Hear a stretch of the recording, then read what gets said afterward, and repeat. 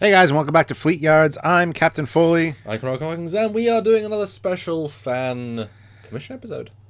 That's right. This one goes out to Vince Baggio, and he has graciously donated for this episode.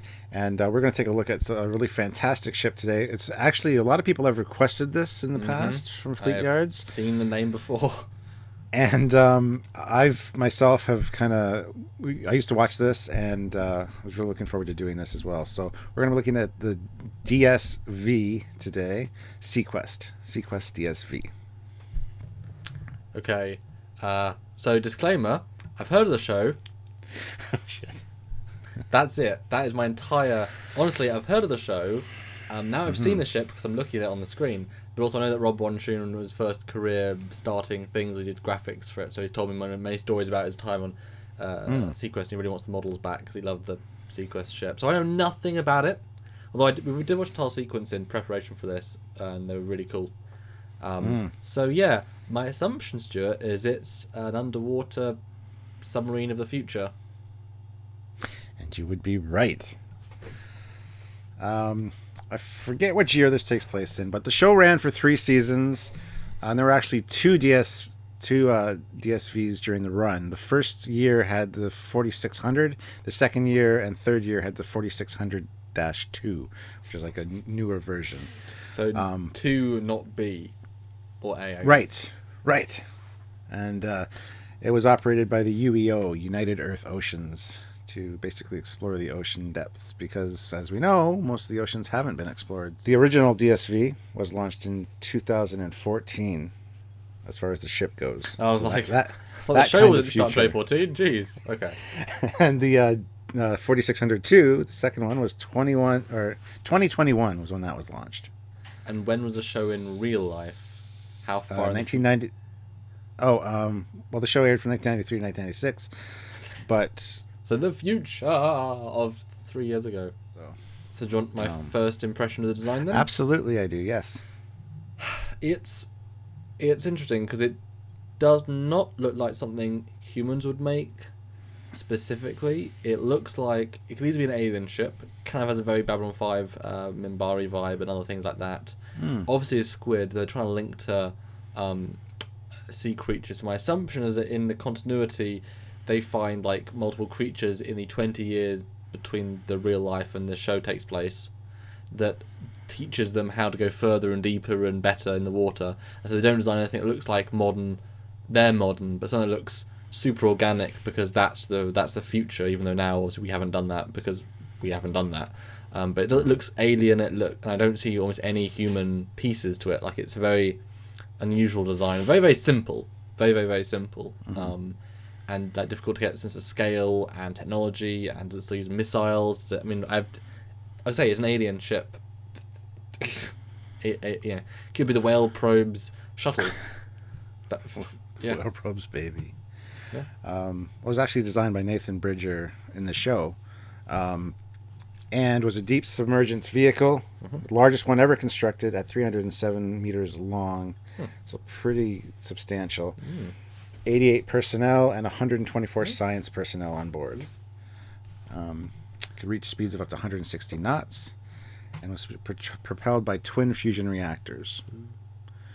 It was also It was coated in genetically engineered bioskin that remained inert against most marine bacteria and organisms, and had a crush depth of 9 kilometers deep. So, yes, it. And as for weapons, I don't know if you want me to go into those right away. I'd love to hear your first thoughts on design first. Honestly, like, what do you think of the design? Oh, well, I think it's fantastic. I mean, it's designed after sea life. It looks very squid-like. Even the trailing tentacles and stuff, it has that kind of vibe to it. And I love it. I think it does look alien. I do agree with you there, but marine life is alien, and it does have the aerodynamics of a squid. So I like it. I've always liked this ship. So if we go to the next picture, here we've got kind of Ortho's views of it. It's kind of, there's not a lot of varying views just by the organic nature of the ship, unfortunately. But we do see here that it has some standard torpedoes, nuclear tipped missiles, sea-to-air missiles, state-of-the-art laser banks, and a grapnel torpedo, which can actually be used like a tractor beam to grab something and pull back. So That's interesting. Yep. Yeah, I'm kind of surprised that it's got a visible like head module at the side view, because like I say, every view is very similar, but the kind of think like that might separate to be a separate exploration module, have its own little rotors. That kind of makes some sense. But again, incredibly simple. I mean, there isn't much design to it.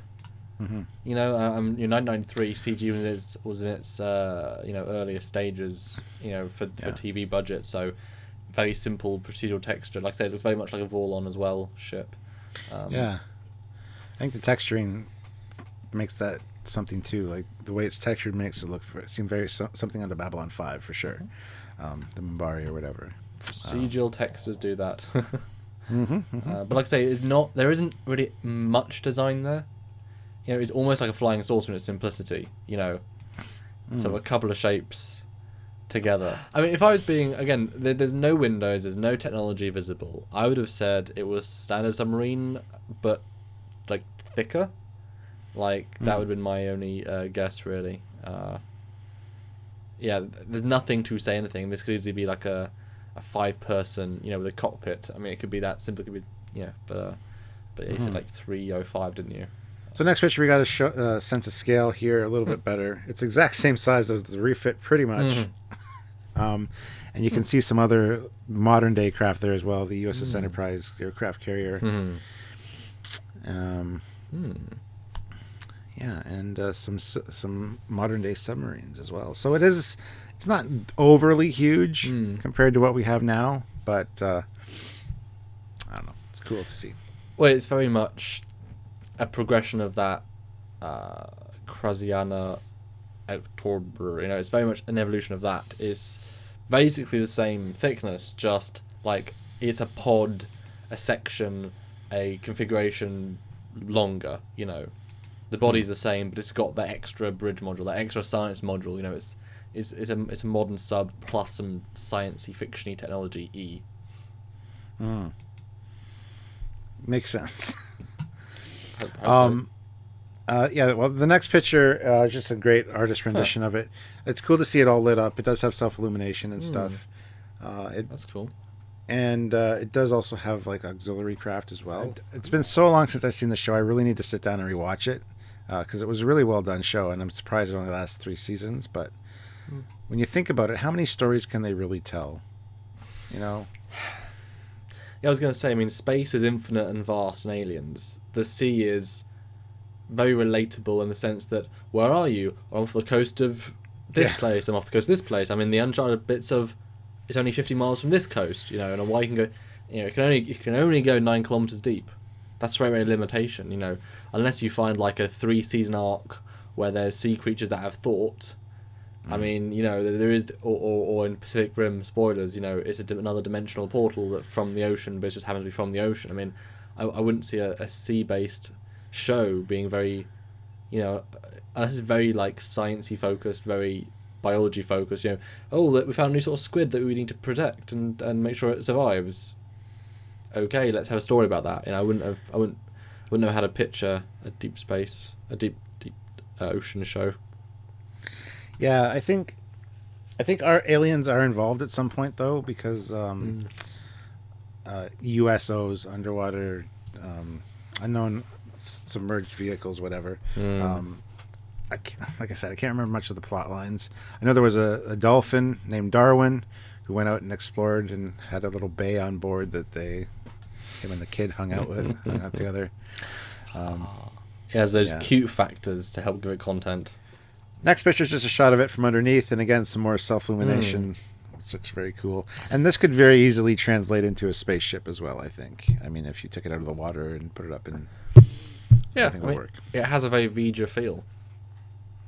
Just by the way it's broken up, and not like a very, very Vija feel, but like I can see parallels. That sort of strangely organic. I mean, the back bit has the same back because Vija has, so it's kind of... the next picture is an actual close-up of the texturing on...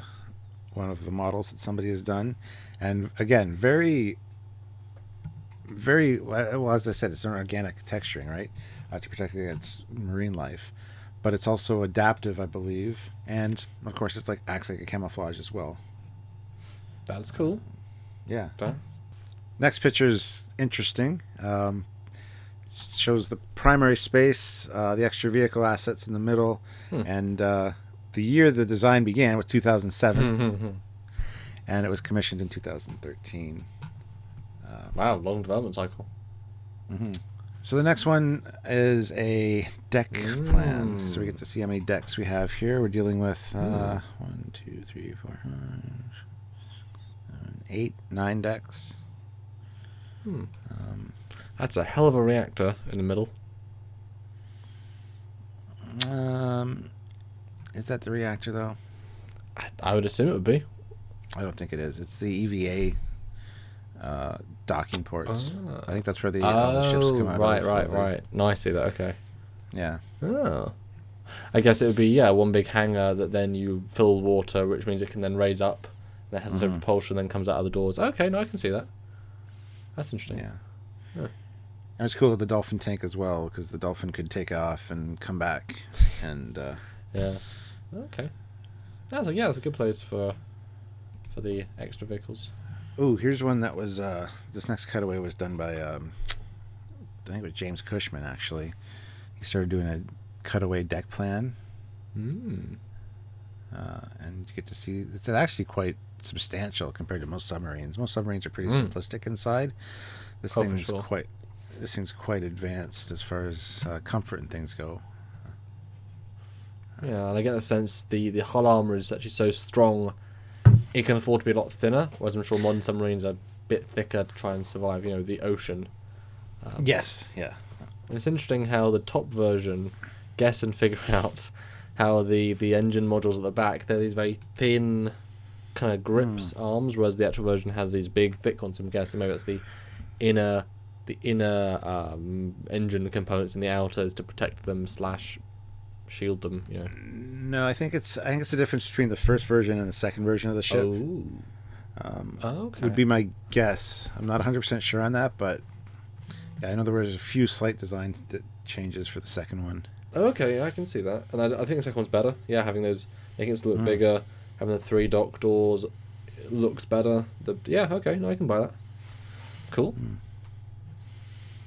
The next picture is just a shot of a model that somebody actually did up from the 3D files for the actual ship.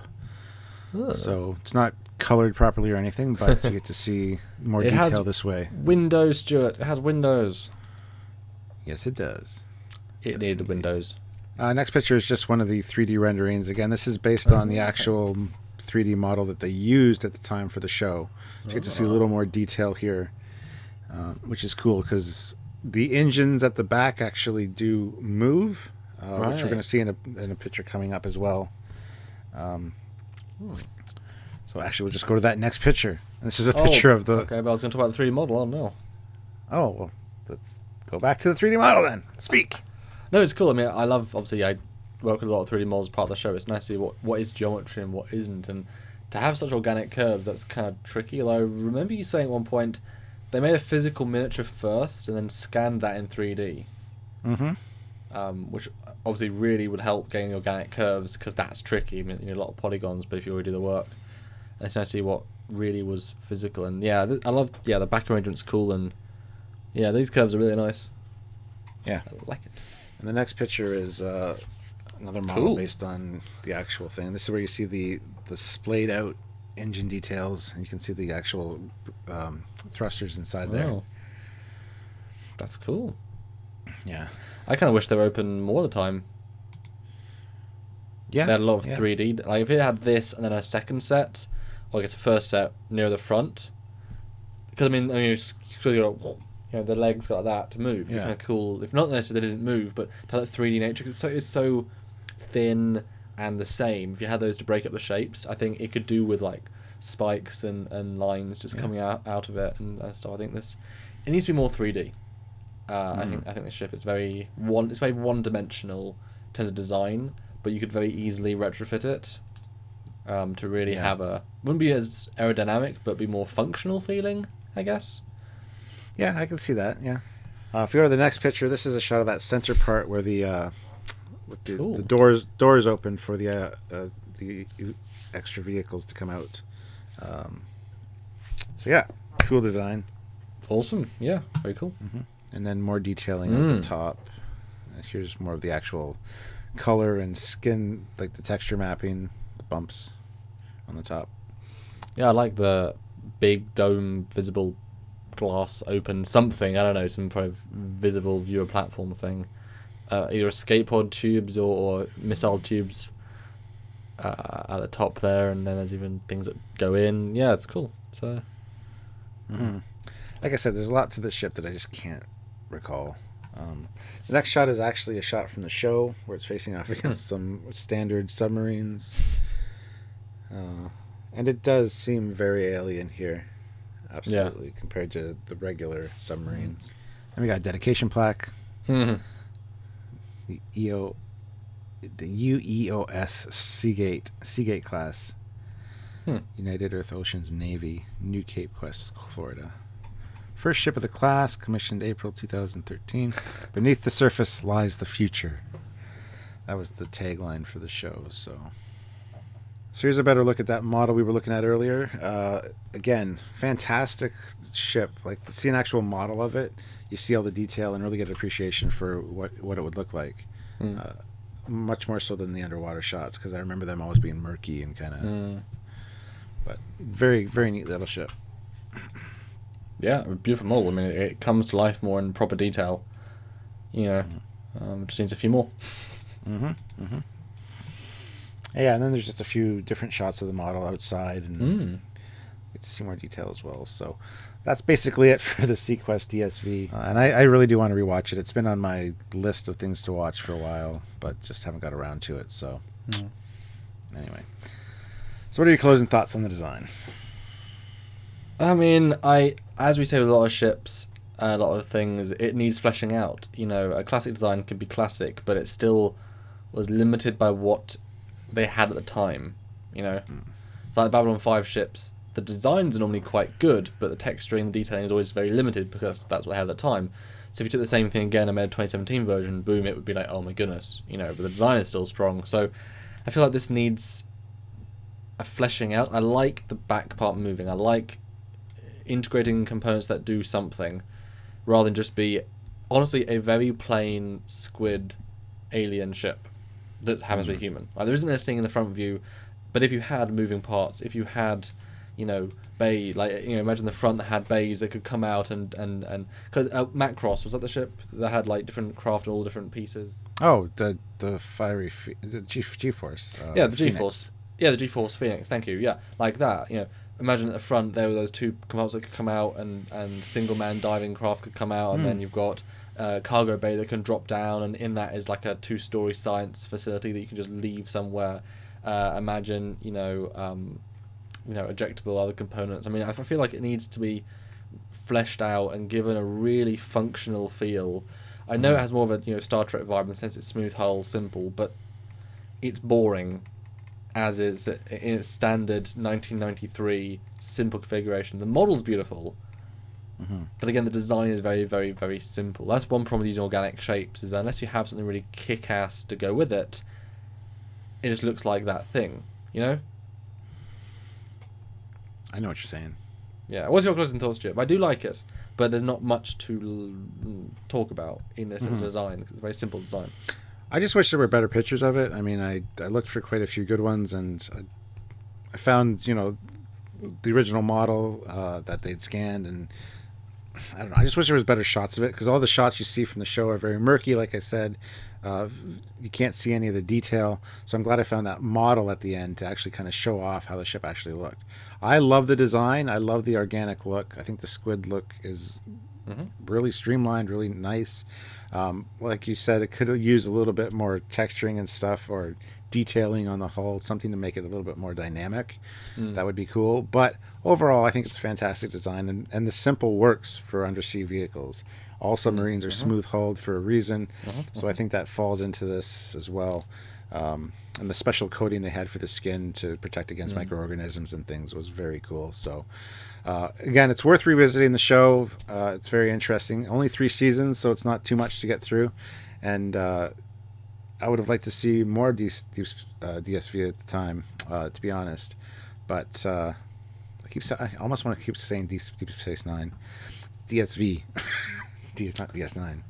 One of the big takeaways I took from you right there is that what we're in is a Fleetyards like show to get the real model, have a look at it, and see new angles, because we all want to know and see different angles. That's what you're craving right now. But we don't have it. I wish we did. I wish we could. Yes. If you have the original 3D model from this show, then please do let us know, because I know Rob Wonshun, who worked on it with Sony Love Them, back again. Yeah. It's been a while. And again, we want to bring this stuff to the audience. We want to actually show it properly, because you see it crisp and clean and you get a whole new appreciation, you know? Yeah. Yeah, and that's what Fleetyards does. We try to bring older ships back to the forefront. We need to learn more about them sometimes, and I apologize for that, guys. It's my fault on this one. Stop apologising, Stuart. Oh. I'm Canadian. It's what I do. Anyway, go learn about. I'll go have some tea then, if we're going by stereotypes. That's all right. Anyway, if you want to help us out and maybe give it a full episode on this ship in the future for Fleetyards, we would love for you to be able to help us with that. You can do so by clicking the Patreon link down below and subscribing kind of on a monthly basis, giving us $1, $5, $10, whatever you want a month. That'll really help us reach our goals and maybe get Fleetyards to be a more regular, constant thing, because we do focus a little more on Trekyards, as that's our main thing. But if you do want to help out the show, you can also head over to Trekyards.com and click the donate button as well, and just shoot us 10, 20, 50, 100, 1,000, million bucks to really help us out. We would love that. Yeah, and if you want to support this show in a non-financial way, you can just share it any way you think fans would enjoy this sort of content. Free flow discussions of ships and stations and things from the multiverse of sci-fi. We look at them in a new way now. A lot of people might be frustrated by the fact we don't know anything, but we can analyse in a fresh way, especially I've never really thought about the ship before. And, like I say, developing ideas to how to make a 2017 version, that's a cool thing to do.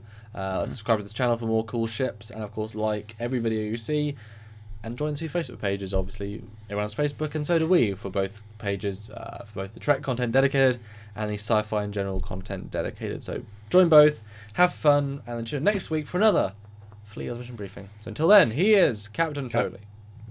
Yes, I'm Captain Foley, and you are Commander Calculus. No. No. Bye guys. Bye.